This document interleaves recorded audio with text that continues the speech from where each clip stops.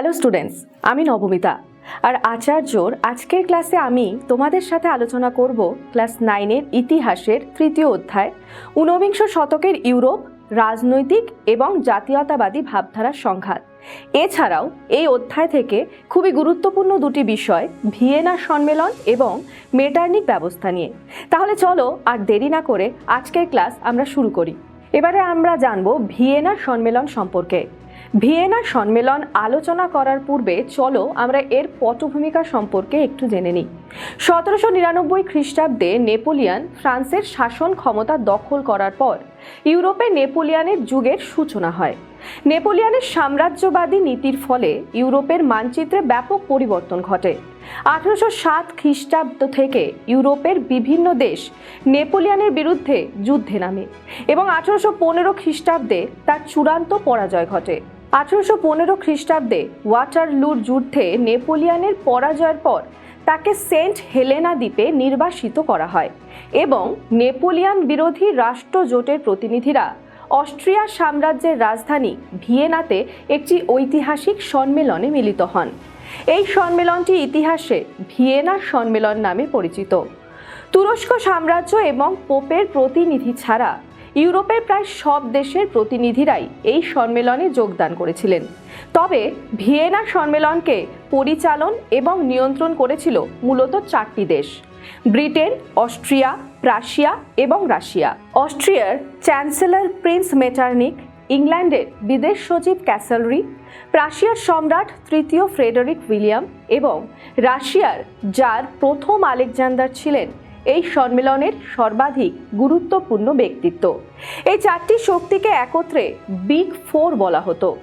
সর্বোপরি এই সম্মেলনের মূল উদ্যোক্তা ছিলেন অস্ট্রিয়ার চ্যান্সেলর প্রিন্স মেটারনিক। তাহলে তোমরা জানলে যে কি ছিল এই ভিয়েনা সম্মেলন। এবারে আমরা ভিয়েনা সম্মেলনের উদ্দেশ্য এবং এই সম্মেলনে গৃহীত নীতি কি ছিল চলো একবার দেখে নিই। আমরা এর আগেই আলোচনা করেছি যে নেপোলিয়নের সাম্রাজ্য বিস্তারের ফলে ইউরোপের মানচিত্র পরিবর্তিত হয়ে যায়, তাই ইউরোপের মানচিত্র পুনর্নির্মাণের প্রয়োজন দেখা দিয়েছিল। এটি ছিল এই সম্মেলনের প্রধান উদ্দেশ্য। এছাড়া ফ্রান্সের থেকে যুদ্ধের ক্ষতিপূরণ আদায় এবং ভবিষ্যতে ফ্রান্স যাতে কোনোভাবেই শক্তিশালী হয়ে উঠতে না পারে তা সুনিশ্চিত করাও ছিল এই সম্মেলনের অন্যতম উদ্দেশ্য। ভিয়েনা সম্মেলনে গৃহীত নীতি। ভিয়েনা সম্মেলনে মূলত 3টি প্রধান নীতি গ্রহণ করা হয়েছিল, যথা ন্যায্য অধিকার নীতি, শক্তি সাম্য নীতি এবং ক্ষতিপূরণ নীতি। চলো আমরা এই নীতিগুলির বিষয়ে এক নজরে একটু জেনে নিই। ন্যায্য অধিকার নীতি। এই নীতির মূল বক্তব্য ছিল নেপোলিয়ন যেসব দেশের যেসব রাজবংশকে ক্ষমতাচ্যুত করেছিলেন সেসব রাজবংশকে তাদের অধিকার এবং তাদের রাজ্য ফিরিয়ে দেওয়া। এই নীতি প্রয়োগ করে ফ্রান্সে বুর্বো রাজতন্ত্রের পুনঃপ্রতিষ্ঠা করা হয়। হল্যান্ডে অরেঞ্জ রাজবংশ এবং পিডমন্ট সার্ডিনিয়াতে স্যাভয় রাজবংশের শাসন প্রতিষ্ঠা হয়। পোপের রাজ্য ফিরিয়ে দেওয়া হয়। স্পেন, সিসিলি এবং নেপলসে বুর্বো রাজবংশের শাসকদের রাজ্য ফিরিয়ে দেওয়া হয়। শক্তি সাম্য নীতি। ফ্রান্স যাতে আর কোনোদিনও ইউরোপে মাথা তুলে দাঁড়াতে না পারে সেজন্য এই নীতি গ্রহণ করা হয়েছিল।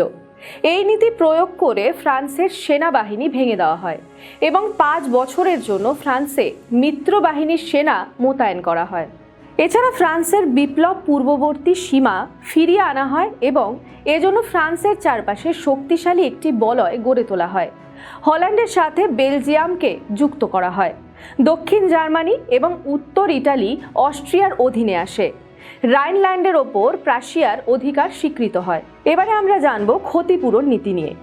যুদ্ধের ক্ষতিপূরণ আদায়ের নামে এই নীতি প্রয়োগ করে ইউরোপের শক্তিধর দেশগুলি আসলে নিজেদের সাম্রাজ্যবাদী আকাঙ্ক্ষাকে চরিতার্থ করে এবং বিভিন্ন অঞ্চলের ওপর নিজ নিজ অধিকার স্থাপন করে। ইংল্যান্ডের দখলে আসে সিংহল, মাল্টা, কেপ কলোনি, ত্রিনিদাদ, টোবাগো প্রভৃতি।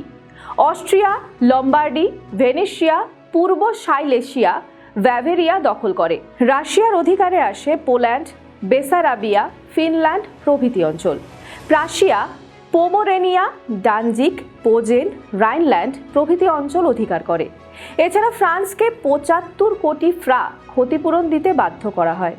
তবে আধুনিক ঐতিহাসিকরা নানাভাবে ভিয়েনার সম্মেলনের সমালোচনা করেছেন। বস্তুত ভিয়েনার সম্মেলনের চরিত্র ছিল সম্পূর্ণরূপে প্রতিক্রিয়াশীল।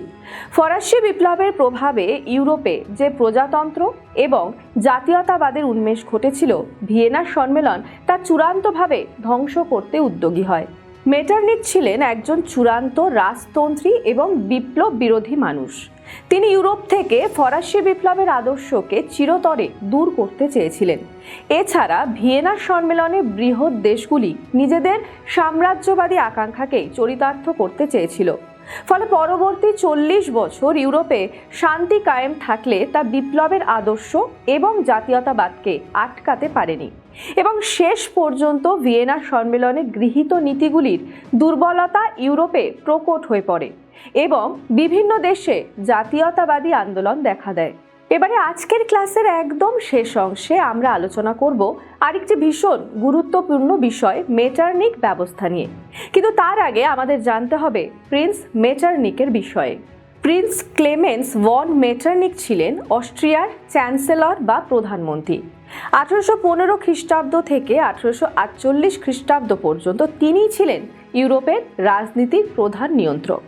তাই ঐতিহাসিক ফিশার এই সময়কে মেটারনিখ যুগ বলে অভিহিত করেছেন। তার প্রভাব ইউরোপে এত বেশি ছিল যে তাকে ইউরোপের প্রধানমন্ত্রী বলা হতো। আমরা এবার মেটারনিখ ব্যবস্থা সম্পর্কে আলোচনা করব। মেটারনিখ ব্যবস্থা। প্রিন্স মেটারনিখ ছিলেন গণতন্ত্র এবং জাতীয়তাবাদের তীব্র বিরোধী। সে সময়ে অস্ট্রিয়া সাম্রাজ্যে বহু জাতির বহু ভাষাভাষী মানুষ বাস করত।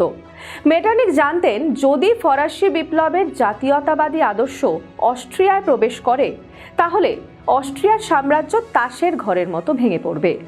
তাই তিনি সর্বশক্তি দিয়ে বিপ্লব প্রসূত ভাবধারাকে অস্ট্রিয়া সহ সমগ্র ইউরোপ থেকে দূরে রাখার চেষ্টা করেন। এই উদ্দেশ্যে তিনি যে পরিকল্পনা গ্রহণ এবং কার্যকর করেছিলেন তা মেটারনিখ ব্যবস্থা নামে পরিচিত। মেটারনিখ ব্যবস্থার মাধ্যমে অস্ট্রিয়ার ভেতরে এবং ইউরোপের অন্যান্য দেশে গণতন্ত্র, বিপ্লব এবং জাতীয়তাবাদী আদর্শকে ধ্বংস করার প্রচেষ্টা করা হয়। অস্ট্রিয়ার বিপ্লবী ভাবধারাকে দমন করার জন্য বহু গুপ্তচর নিয়োগ করা হয়। বাক স্বাধীনতা এবং সংবাদপত্রের স্বাধীনতাকে হরণ করা হয়। ছাত্র আন্দোলনকেও দমন করা হয়। শুধু অস্ট্রিয়ার ভেতরেই নয়, ইউরোপের সর্বত্র মেটারনিখ বিপ্লবী ভাবধারাকে বিনষ্ট করতে সর্বশক্তি প্রয়োগ করেন। জার্মানিকে 39টি রাজ্যে ভাগ করে একটি সংঘ গঠন করা হয়, যার নিয়ন্ত্রণ থাকে অস্ট্রিয়ার হাতে। 1815 সালে মেটারনিখ কার্লসবাদ ডিক্রি জারি করে জার্মানির বিশ্ববিদ্যালয়গুলিতে নিয়ন্ত্রণ প্রতিষ্ঠা করেন এবং ইতিহাস, দর্শন, রাষ্ট্রবিজ্ঞান প্রভৃতি বিষয়ের ওপর নিষেধাজ্ঞা জারি করেন। ইটালিতেও একই রকম দমনমূলক ব্যবস্থা গ্রহণ করা হয়। ইটালির বিভিন্ন রাজ্যে বিদ্রোহ দেখা দিলে মেটারনিখ তা কঠোর হাতে দমন করেন। এভাবে তিনি সমগ্র ইউরোপে একটি রক্ষণশীল শাসন ব্যবস্থা কায়েম করতে সচেষ্ট হন। মেটারনিখ ব্যবস্থা প্রায় 40 বছর ধরে কায়েম থাকলেও ধীরে ধীরে এই ব্যবস্থা দুর্বল হতে শুরু করে। মেটারনিখ যুগ পরিবর্তনে ধ্রুব সত্যকে অস্বীকার করেন এবং পুরাতন তন্ত্রকে বজায় রাখতে গিয়ে ইউরোপে নতুন করে বিপ্লবের ভূমি প্রস্তুত করেন। তার দমনমূলক নীতির ফলে ইউরোপের জাতীয়তাবাদী জনগণের মধ্যে তীব্র প্রতিক্রিয়া দেখা দেয়। 1830 খ্রিস্টাব্দের জুলাই বিপ্লব মেটারনিখ তন্ত্রের ওপর চরম আঘাত হানে। এরপর সমগ্র ইউরোপে জাতীয়তাবাদী আন্দোলন জোরদার হয়, যেগুলি মেটারনিখের পক্ষে দমন করা সম্ভব হয়নি। 1848 খ্রিস্টাব্দের ফেব্রুয়ারি বিপ্লবের ঢেউ ইউরোপে আছড়ে পড়ে এবং তার ফলে অস্ট্রিয়াতেও জাতীয়তাবাদী আন্দোলন শুরু হয়।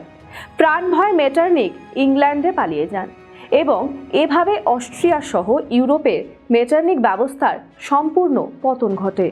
এবারে চলো আজকের ক্লাসে আমরা কি পড়লাম তা একবার দেখে নিই। আজকের ক্লাসে আমরা এই অধ্যায়ের দুটো খুব গুরুত্বপূর্ণ বিষয়, ভিয়েনার সম্মেলন এবং মেটারনিখ ব্যবস্থা নিয়ে বিস্তারিতভাবে আলোচনা করলাম। এর পরের ক্লাসে আমরা এই চ্যাপ্টার থেকেই আরও অনেক কিছু বিষয়ে জানব। তাহলে আজকের ক্লাস আমি এখানেই শেষ করছি। আবার দেখা হবে আচার্যর পরবর্তী ক্লাসে। ততক্ষণ পর্যন্ত তোমরা পড়তে থাকো, জানতে থাকো।